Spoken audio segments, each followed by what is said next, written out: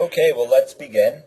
Hi, everybody. I hope everybody has had an enjoyable March. The weather here actually snowed yesterday, so that was a little bit of a surprise, but ironically enough, work was not canceled, which is fine. Lots to do here. Hope everybody is doing well. If you're here for the Catholic Charities National Mentoring Program reporting requirements, then you're in the right spot. This is Matthew Price, and for the few names I did not recognize, welcome. I am the contact person here at Catholic Charities USA for this grant. We'll start off with prayer.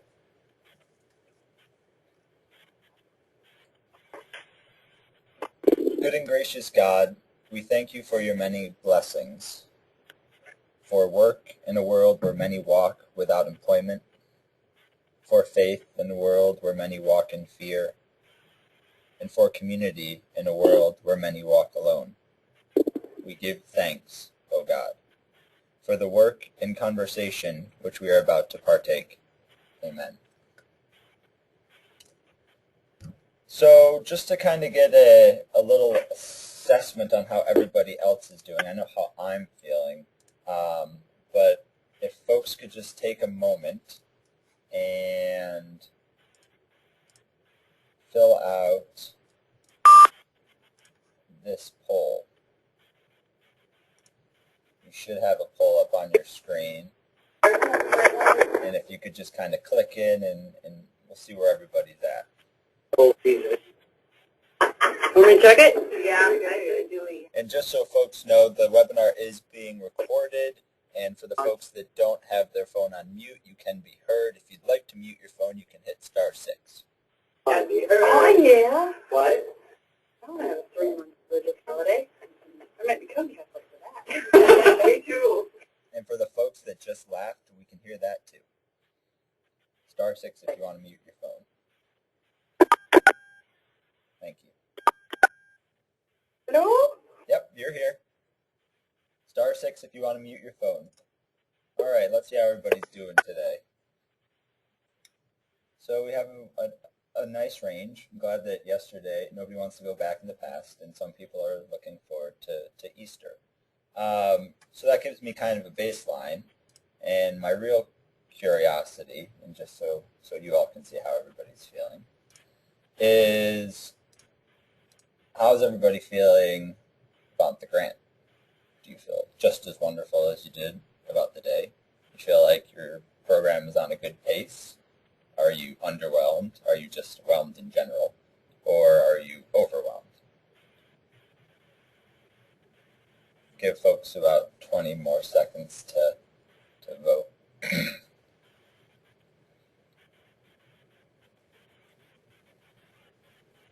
I'm very happy that what looks like will be a third of you are whelmed.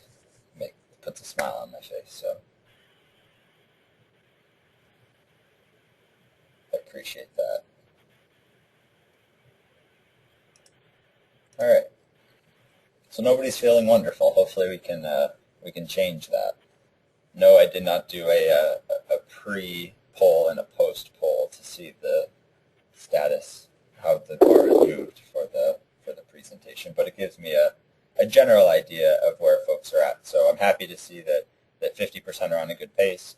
And just a reminder, I am here to hopefully move all of those up to the wonderful category as the program goes on. So continue to use me as a resource, as I know that many of you have.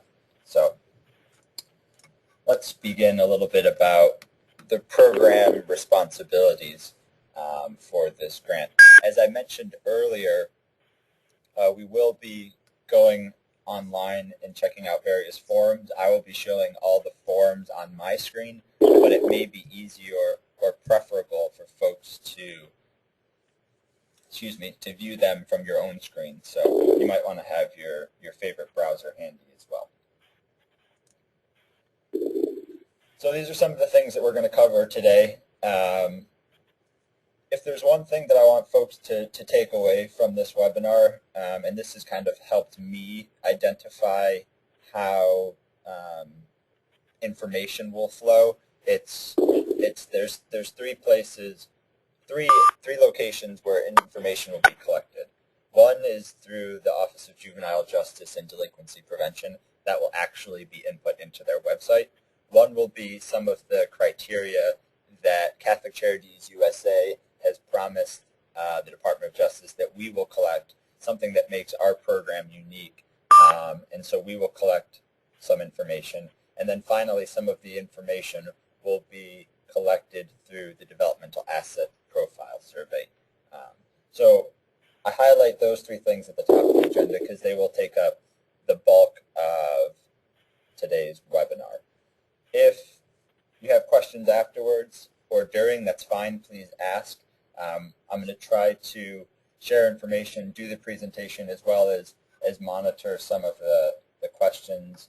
And I see that there's a question. So I'll do my best to monitor that at the same time. Right now, you should see on your screen a slide that says agenda. If you don't see that, let me know. I don't see I'm not seeing that. Okay. Neither am I. anything that. All right, let me see if I can get one thing.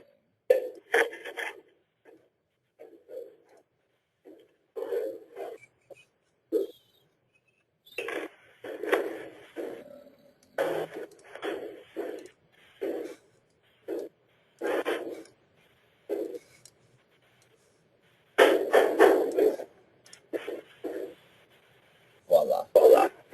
Okay, sorry about that. Thank you for everybody being so responsive. Right there. All right. So for those folks that didn't see anything prior, this is all you missed. So this is the agenda. Again, we'll focus on the first three bullets, the reporting requirements for Department of Justice, Office of Juvenile Justice and Delinquency Prevention, the few aspects that Catholic Charities USA will be collecting, and then the components of the developmental asset profile.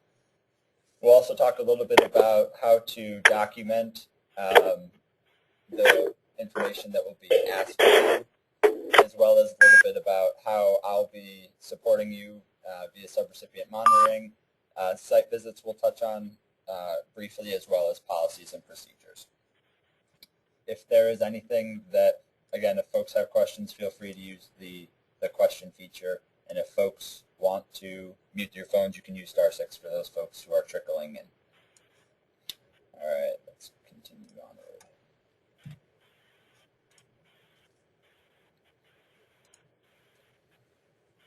So again, just objectives for today's presentation. We're going to provide guidance on programmatic reporting requirements for the mentoring program, and then discuss a few strategies on how it might be easiest to implement on your end.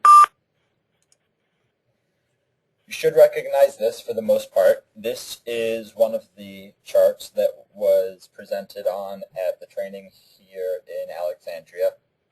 These are the outcomes that all National Mentoring Program participants must report back to the Office of Juvenile Justice and Delinquency Prevention, regardless of whether you're Big Brothers Big Sisters, Boys and Girls Club, Catholic Charities USA. These are all things that the DOJ is looking for. So this should be relatively familiar. I included it in this presentation because it will show up again in one of the forms, one of the online forms that all of you will be responsible to fill in. And so I wanted you to see it here before you see it again.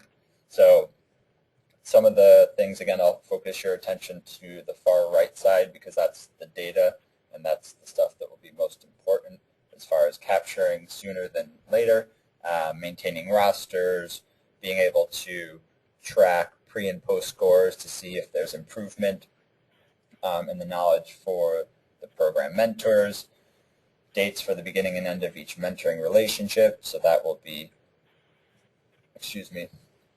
that will be captured in the case files, maintaining a roster of participating youth, and so being able to see if you already have a program, how many youth have had access to mentoring that previously did not. The second slide should be relatively familiar as well. Talk a little bit about MOUs later on. We'll talk about the number of program youth served and making sure that folks have the proper system set up to capture all of that information. Folks will want to track reasons for termination, as well as spreadsheets for all rosters or of all participating youth that will include your goals for the program that you can find in your logic models.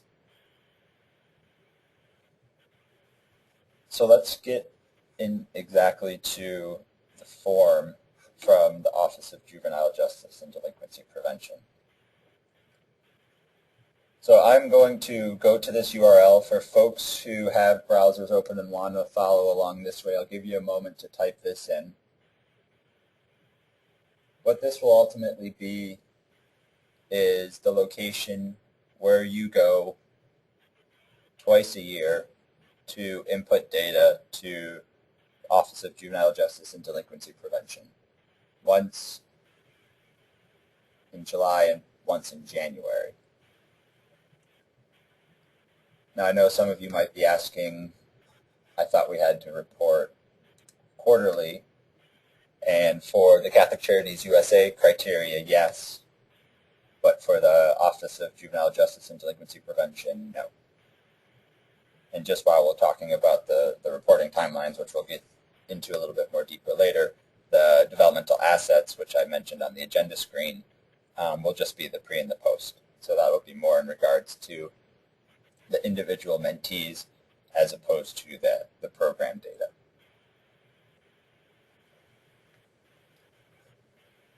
So let's take a look at the website from the Office of Juvenile Justice and Delinquency Prevention. What we'll see is, you should see something similar to this. Do not worry about the user ID and password. You will not need to log in at this point. I will be sending you usernames and passwords tomorrow so that you can log in and kind of get a sense and a feel for what is being asked of you. One of my responsibilities here at Catholic Charities USA is to make sure that everything is well understood and folks feel comfortable using this website. So if at any point you feel more of the overwhelmed than the wonderful, let me know and we'll set up a web meeting and I'll try to walk you through it. So I'll try to have dual screen. So first thing you want to do is, you're on this page, we'll scroll down and click the plus next to the Juvenile Mentoring and ARRA Mentoring Programs. So you click the plus and this window expands. At the top you see Performance Measures Grid. That's nice to review. The ARRA Performance Measures Grid you can completely ignore. What I want you to focus on is the training component. You'll see that both the Word and the PDF version of the Juvenile Mentoring Subgrantee have already been clicked on. So that's what the focus is for you. Two other things that I'll mention that are important and are mentioned on the slide are the frequently asked questions as well as the DCTAT overview. The frequently asked questions help both technically going through the website as well as some of the general basics of what is being asked from the Office of Juvenile Justice and Delinquency Prevention. The DCTAT overview is more technical about how to actually use the website. So most likely if you ask me for help, I will do my best, and I'll also encourage you to review this. This is a PowerPoint presentation that they did. I've gone through it myself. It's very thorough, and I will say that for those folks who are more comfortable using websites than others, this is pretty intuitive. So they did a nice job. So I do want to spend some time going through the collection form in case folks have any questions.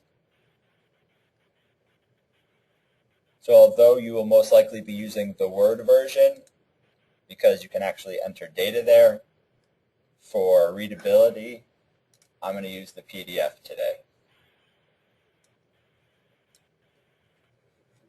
First thing I want to draw your attention to is that this is 10 pages. So if you are following along, you should have one that's also 10 pages.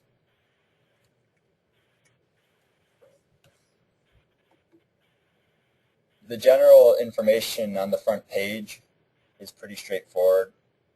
Reporting period will be a 6-month window.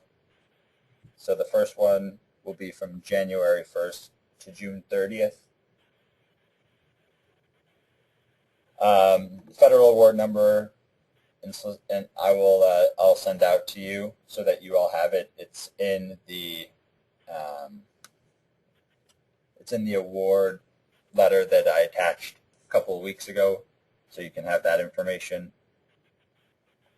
The award start period is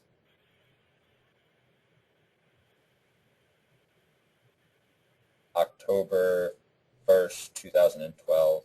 The award period end date is September 30th, 2015. I'll send out all of that information so folks have it and they don't have to worry about it. You have to enter the specific amount that is subgranted to you in your budget.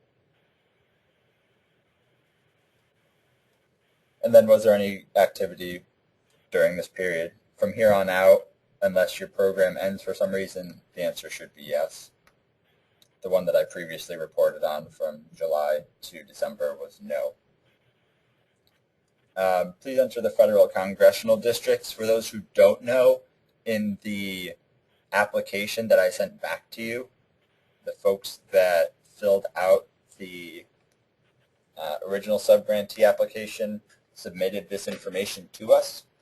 But so you can use that as a reference, but make sure to double check that it's still accurate, as I know some programs have changed since the funding amount was smaller.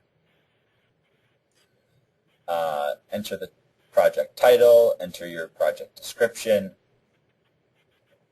implementing organization name, the implementing organization type. We are a nonprofit community-based organization. I assume most of you are as well. Is this award used to implement evidence-based programs? The answer is yes. For right now, I'm gonna skip number 8. When I originally filled it out, I mentioned an other, but I think that the Hamilton Fish Institute is integrated enough in the resources that we've been using that for the folks that are just creating it, they can use that. For those folks that have pre-existing programs, if any of these fall into that category, by all means, use that. If you are a pre-existing program and you don't have evidence-based programming model, let me know and we'll see if there are components that we can implement that make it evidence-based. So then this is just general demographic information about the folks that you've seen. I think this is relatively straightforward. Did you serve this group during the reporting period? And did the subgrant provide targeted services to any of the following groups?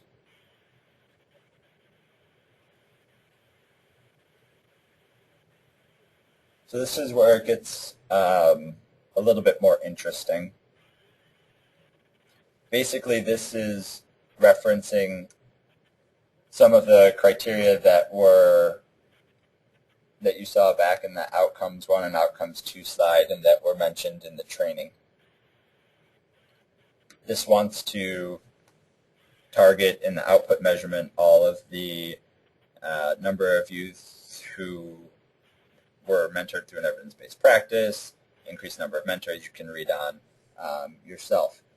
The items that you want to focus on is how am I going to capture that information?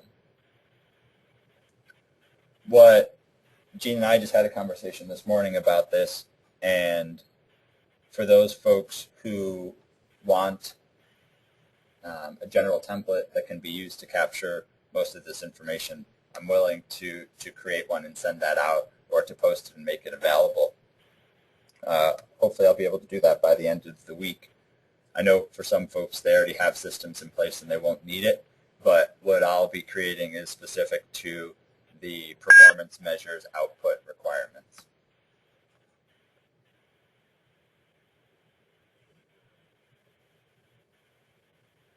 So just scrolling down, you'll see mentor retention, increased youth enrolled since the beginning of the grant program. Up till now, it's pretty straightforward. You'll have to create a way to pre-test and post-test to see if the mentor training was successful.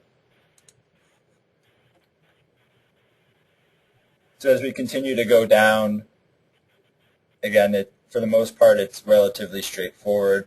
Percent of mentoring programs with active partners, that refers to the MOUs, and so we'll talk a little bit more about that when we go through the Catholic Charities USA template form.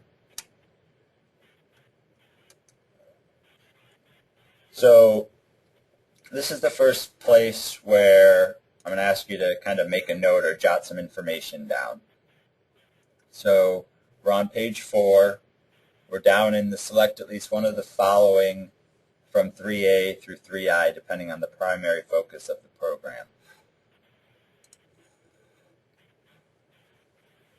There are various mentoring programs with various goals.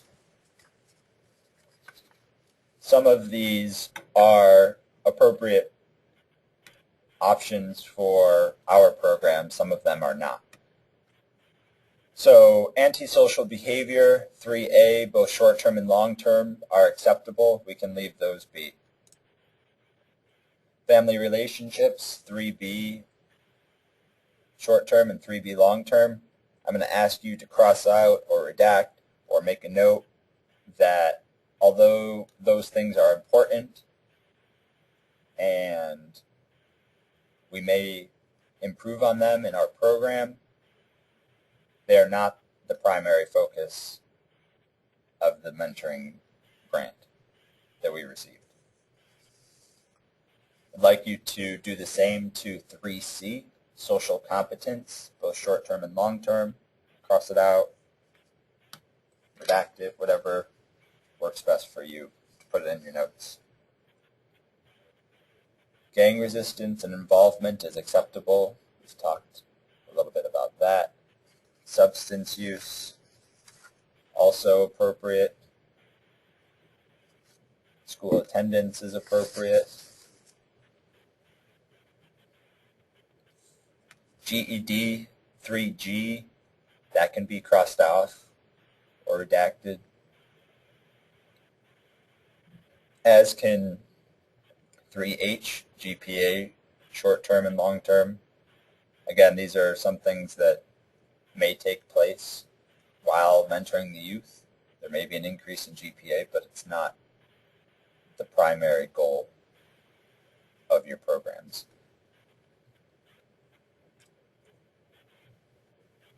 Let's see, where are we? 3I. 3I can also be crossed out. So basically what we're looking at is either 3A, 3D, 3E, or 3F. Depending upon the specific primary focus of your individual program, we'll have to track the data that corresponds to those measures. Now, Catholic Charities USA won't impose which one you should select. If you'd like suggestions, we're happy to help. And eventually we'll roll up all of the subgrantee data from each of those outcome measures into a report. So it says select at least one of the following, and if there are more than one, you are welcome to do more than one. But ultimately, when we submit our report, it will touch on multiple measures. Any questions on that? Okay.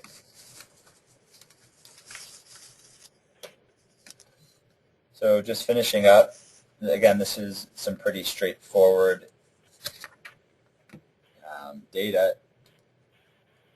And one thing before I forget, for some of those outcome measures in 3A and 3E and 3F, you'll notice that the definition is self-report or staff ratings as being the most likely data source. So in regards to gang resistance or involvement, those are the kind of things we'll have to chart, essentially asking and or having a conversation. We're not going to have to go out and find out specific data elsewhere. Okay, number 4, number and percent of program youth who offend. We'll have to track those who offend. 6 talks about reoffending, and 8 and 9. Oops.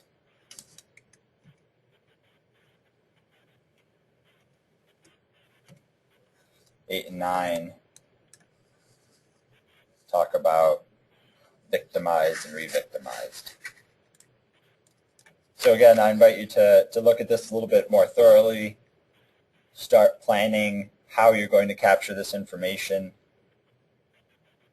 so that you can have a benchmark, and then know that you have partnerships in place to get the information. Because some of the latter numbers, 7 for example, number and percent of program youth who reoffend, those preferred data sources are official records, so police and juvenile court. All right, hold on, I have a question. We choose one of the outcome measures for our program. Yeah, so that is specific to Section 3.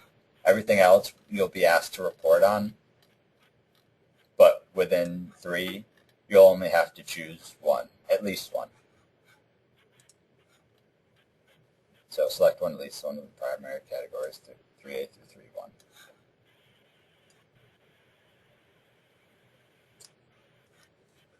Okay. So again, that information will be asked of you in July and then again in January. Again, I'll send you the login information, and what I'll ask you to do is kind of go in. Last time I checked, no data could be inputted. I believe that the website becomes live for data input maybe 10 or 15 days prior to the end of the reporting period. I believe that's what I was told. Okay, so these are just some of the time frames that you'll be required to report to the Office of Juvenile Justice and Delinquency Prevention. Another peace of mind bit of information, I'll be able to see all of your reports to the Office of Juvenile Justice and Delinquency Prevention. So don't stress out. Do your best, or ask me ahead of time. I'm happy to inform sooner than later, so it's done right. But if you are concerned, you can just send me an email, be like, hey Matt, I put this in. Can you just double check and make sure everything's good to go? I will be sending out reminders. I put 15 days prior to the end of the reporting period because I believe that's when it becomes open, and just kind of so you can start planning on how that data is going to be captured and reported out. I'll send out another one just letting folks know that the end of the reporting period is today. and then 5 days prior to the end of the data input deadlines, which will be 10 days after the reporting day, or the reporting period ends, and then the day before the data input is due.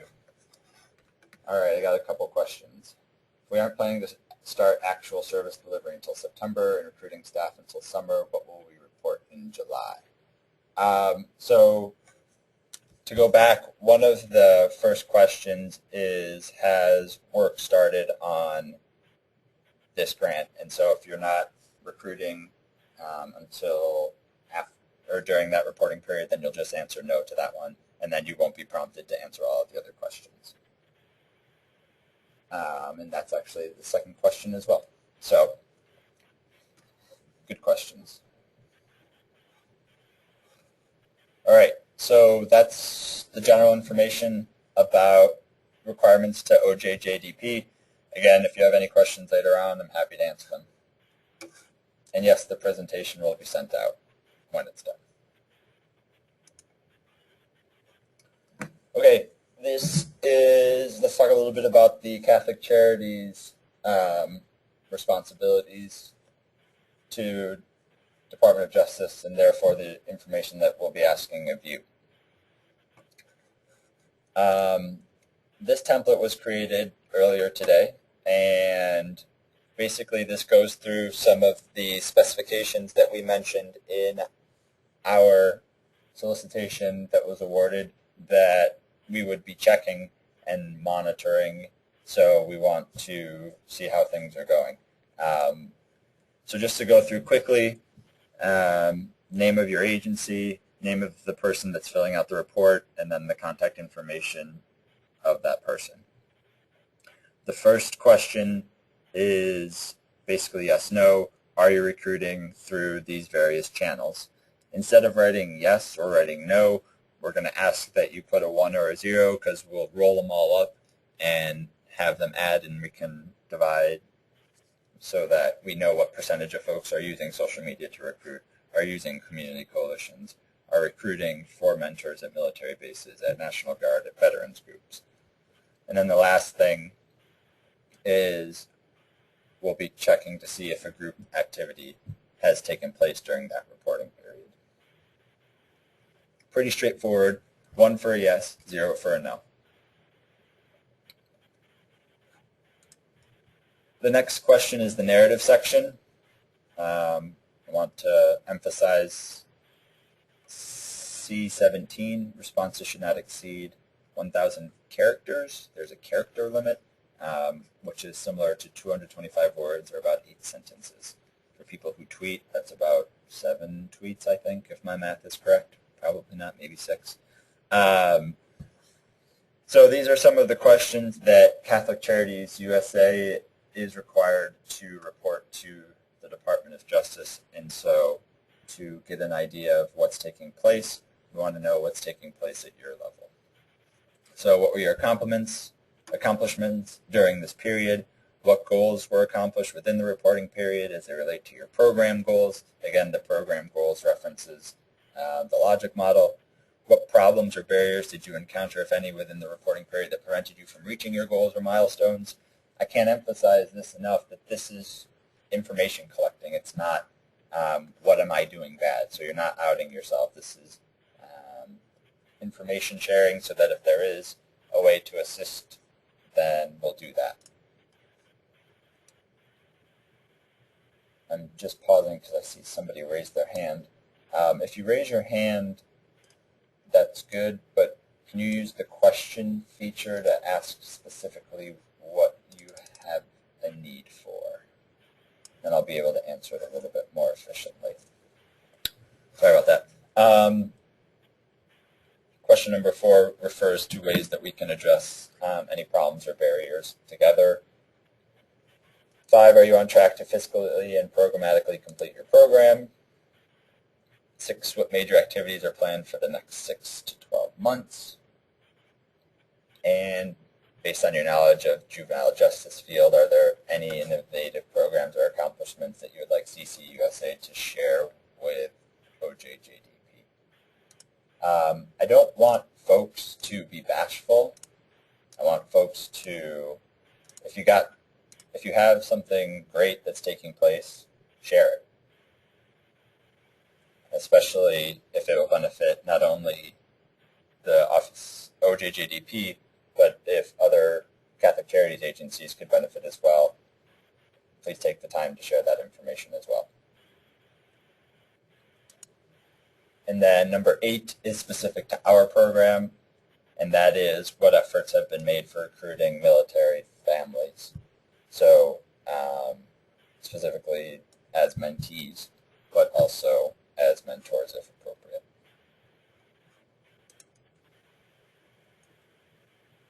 Numerical section. This is going to be a little bit modified before I send it out to you, because as I mentioned earlier, I'm going to try to create an Excel template for folks that are interested so that they can capture this information on an individual basis and report it that way, as opposed to asking you to create a form that captures all of that information. So instead of having it done 40 times, I'll create one, and then I'll send it out to you. You let me know how it's working or how it's not working. I'll tinker with it a little bit based on your comments, and then I'll send it out, and hopefully it'll be good to go once you need it. So this gets to specifically tracking truancy, tracking the math scores or the English scores, or tracking other risk behaviors that were mentioned in the training. What we'll also have to capture during the Catholic Charities reporting period are the MOUs, and differentiating which MOUs were active prior to this program and which MOUs have been made, or which partnerships more specifically have been made because of this grant. And then the last thing that we're being that we told the Department of Justice that we would track is the graduation rate of those who are eligible that we mentored. Any questions on this? Okay. For someone who doesn't currently work with schools or school system, what kind of paperwork or release form is needed to obtain mentees, grads, truancy, etc. from their schools? I will send you that information as far as how to partner with schools. Just let me make a note.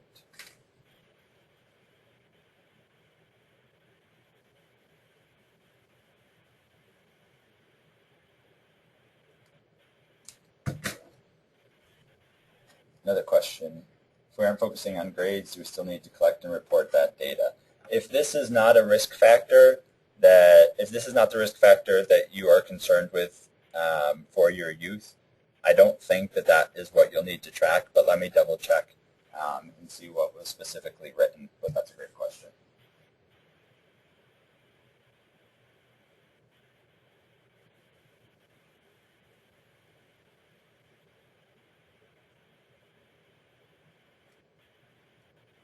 Any other questions about this reporting template?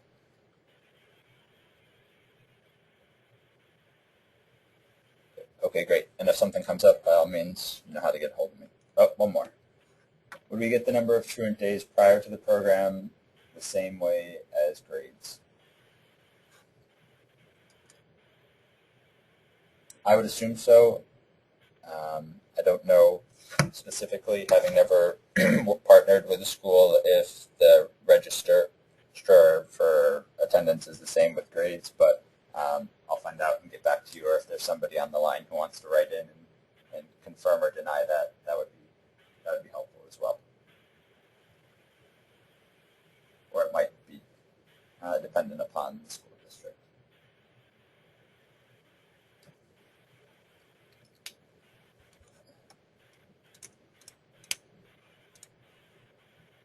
Another question about truancy. Excuse me, are you looking at 1 year prior to being a mentee? Yes. And Another question, if we don't currently use MOU format in current partnerships or plan to with new partnership, can we just state partner? There will need to be some proof of partnership. We can talk about that offline as far as how that documentation, what that documentation looks like.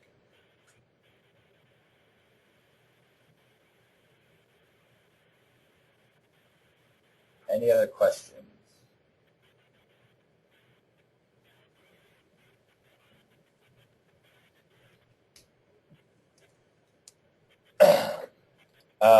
Question, is obtaining a GED considered graduation?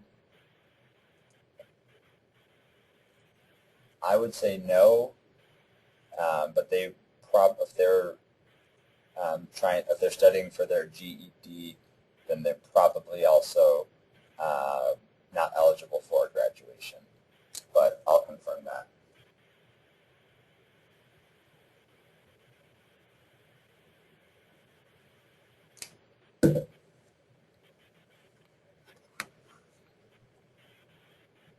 Okay, great. Good questions, everybody.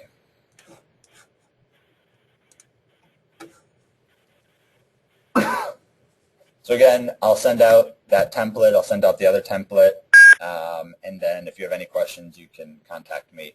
Unfortunately, I don't have a frequently asked questions page or anything, so you can just reach out to me.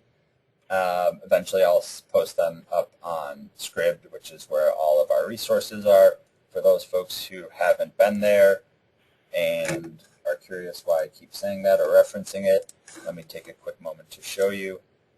This is what it looks like. It's free. You can click on any of these resources or documents or presentations and either read them online, which from my experience is frustrating as the upload process isn't 100% accurate or of good quality, so you can easily download and then view it on your own computer, which is a recommendation that I have. Okay, this is the time frame for the Catholic Charities reports. So there's one that's finishing up here March 31st.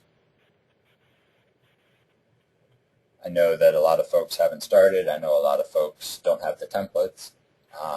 So we'll be working with you through this period as we prepare to collect better data and better information for the second period between April and June. The deadlines are the same as for the OJJDP, 10 days after the reporting period ends.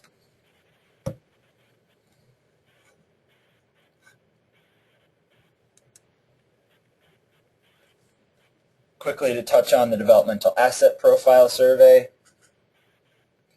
Want to make sure to review and train participants on the assets. Talk a little bit about the pre-mentoring DAP implementation. I'm encouraging folks to reference assets throughout the entire relationship of the match. And then we'll talk a little bit about post-mentoring DAP implementation as well.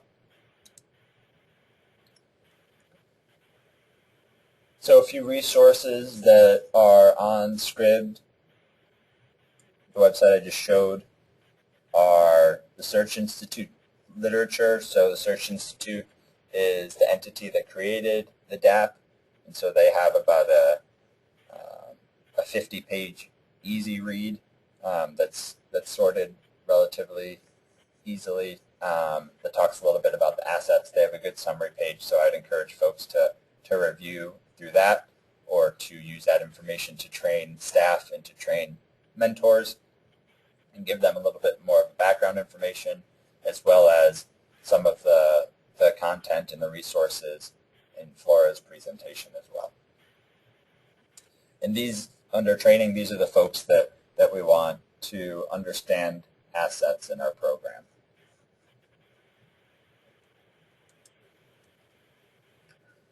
So again, we discussed during the training the actual implementation of the DAP.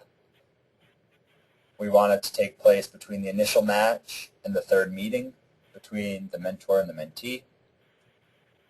I've had some great conversations with the folks in Baltimore about the administration of the DAP depending upon the needs of the mentee. And I think it's safe to say that there is flexible administration of the survey. And this is the link that you will be using. I want to draw a special note to this as well. We have 503 youth targeted for this program. We have a little over 1,000 number of surveys. So just so folks know, every time this website is completed, then one of those disappears. So I'm just trying to be as transparent as possible so that folks respect the resources that went into utilizing this tool. So I want to spend a few minutes and kind of click through this. It's really straightforward. It's really simple. And if you have any questions about implementation, please, or administration, please let me know. Again, it's the folks at the Search Institute have had lots of experience and a lot of diversity. It's been used internationally, and so if you have a question, most likely, if I don't have the answer, then they will. So when the mentee is filling it out, you'll provide them with a name and an ID, which we'll go over after. The date, their birth date, sex, age, grade, race, ethnicity. If there's at any point they don't feel comfortable answering a question, they do not need to.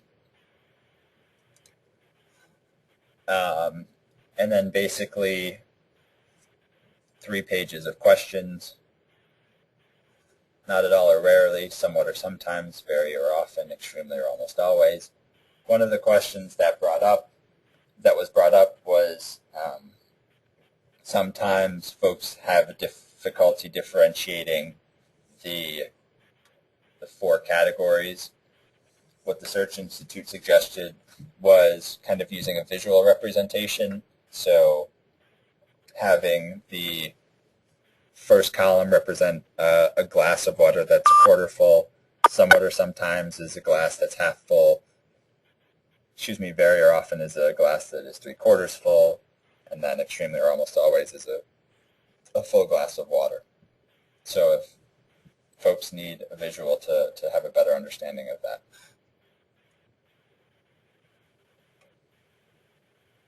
A question that came in, do you want refugee status indicated?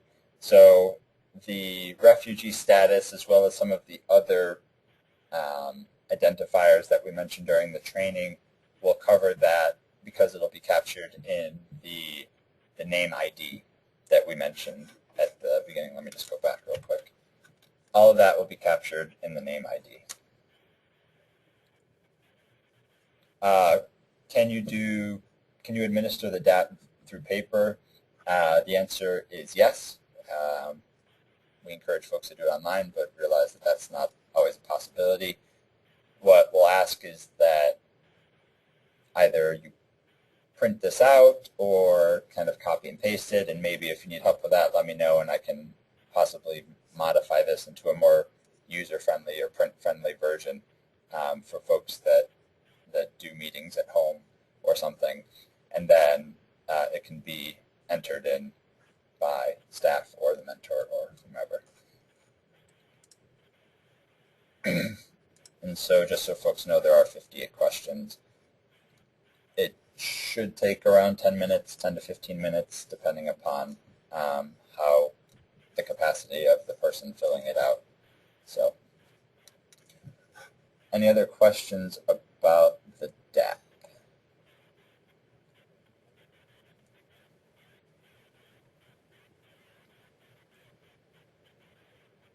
Great.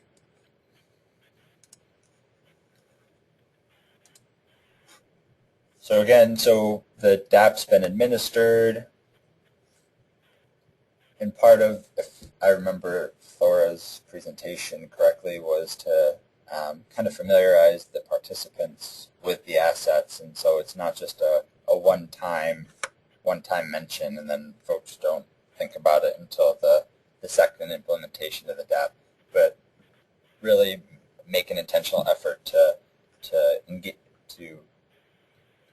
utilize the assets in the activities or in the other elements of the mentoring program. Question, do we get an agency ID to log into the Search Institute? There is, unfortunately, no login for the Search Institute, which I guess is a good thing and a bad thing. Good thing that there's not an extra hoop to jump through. Bad thing is that anybody can click on that link and fill out information.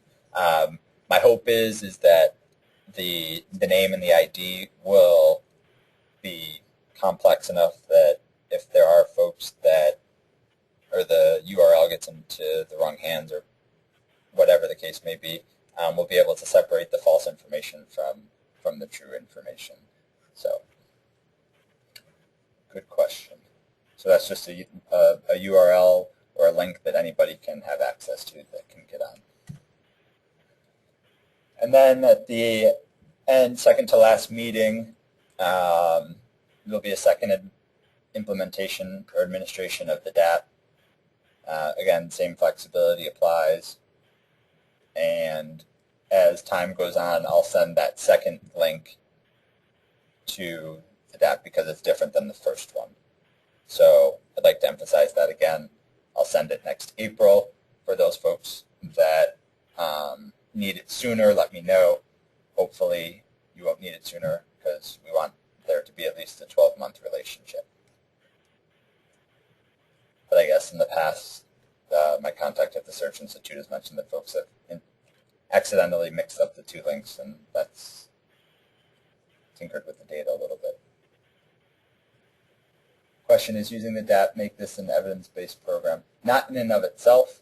It is a great outcome tool that we will use to measure, but short answer, it does not make it an evidence-based program. The DAP does not need to be administered with a mentor. I'm sorry if that was how it was communicated. I think that one of the recommendations was that the mentor be present. I mean, not necessarily looking over the individual shoulder, obviously, but just supporting and identifying that asset. This is important. Follow-up question. Is there only one DAP questionnaire to use for the developmental assets? Yes, we are only using this one online tool. And what evidence-based program is consistent with the outcome measures of the DAP? I'll have to get back to you on that as I do not know the answer.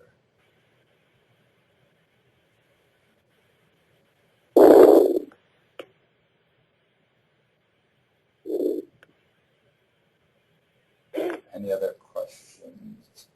Let's see here. If we start with actual mentoring but don't have all available spots filled right away, does that affect the time frame or cause problems? No, I mean we can only do what's happening. So if it's not all nice and clean cut, and not everybody starts on the same date, that's fine. We'll report whatever information is available. So don't feel stressed or if things are going a little slower.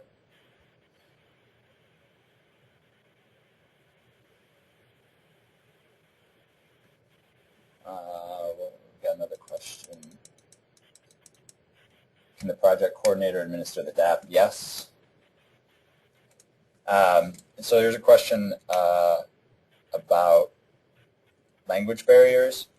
There is some specific recommendations for translation in the, let's see if I have it in this slide or if it was previous.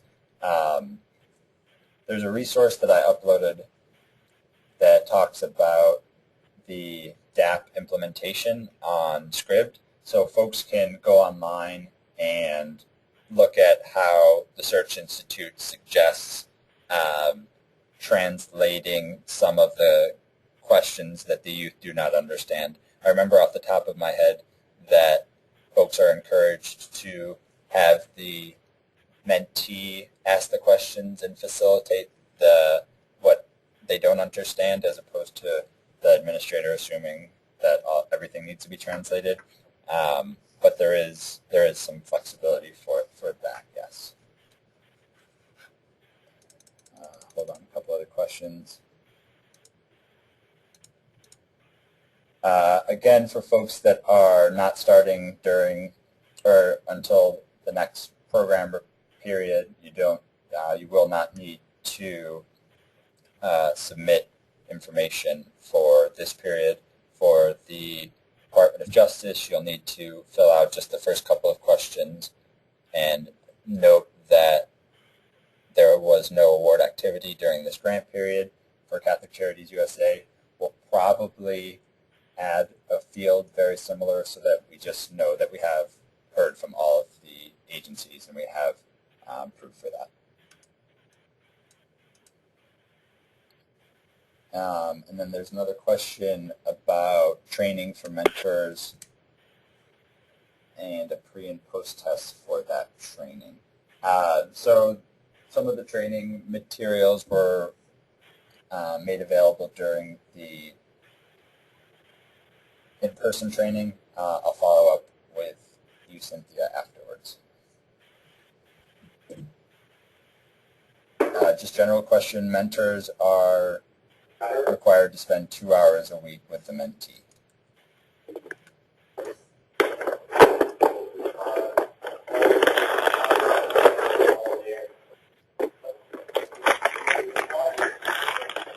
All right, so we have about 5 minutes left. Let me just finish this up.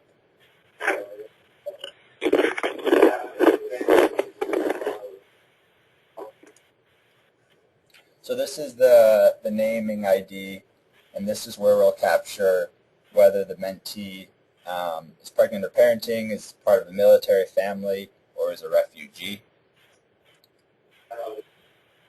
So again, we'll start with the agency state, the first 3 letters of the diocese, and then the number that corresponds to the special population. The youth ID number is the number that you give them based upon the number of mentees you have in your program. And that'll be a 2-digit number. And then A and B, depending if it's a pre-test or a post-test.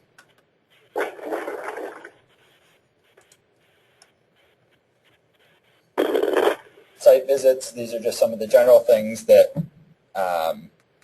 will be touched on during site visits. We'll go over this more as that time period nears. There was a question during the training about policies and procedures. There's a great resource that's been made available on Scribd that folks can reference. The main thing I want to mention in regards to the policy and procedure manual is that not only does it give a list of policies and procedures,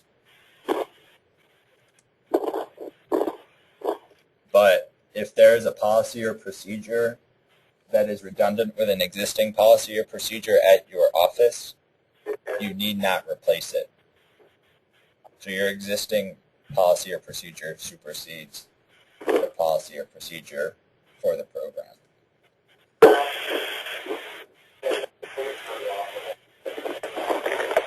And then again, I can't emphasize this enough. I'm here to make things as easy as possible for you so that you can focus on running the program. So if you need anything from me, don't hesitate to ask.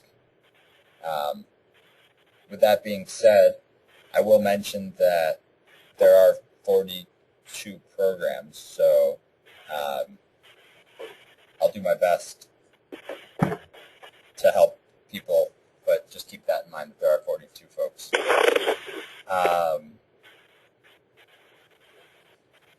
These are kind of some of the things and the ways that I'll be helping and interacting with you as the program continues. Okay, final questions.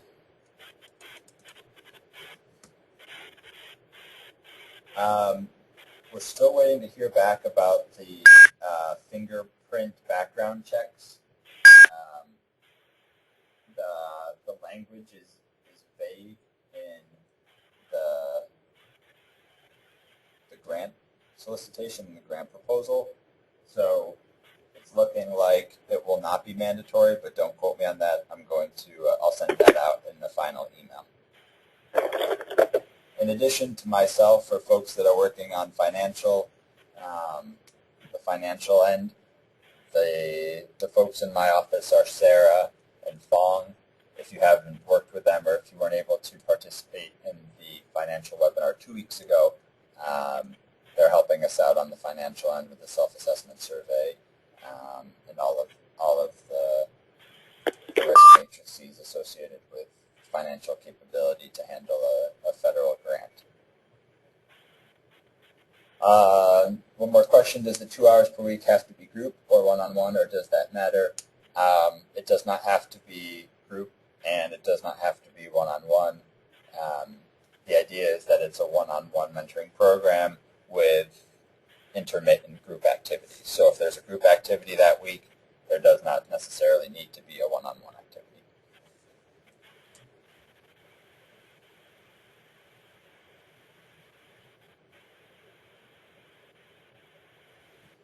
This webinar and slides will be made available. I'll send it out through You Send It, and the presentation will be made available on Script as well.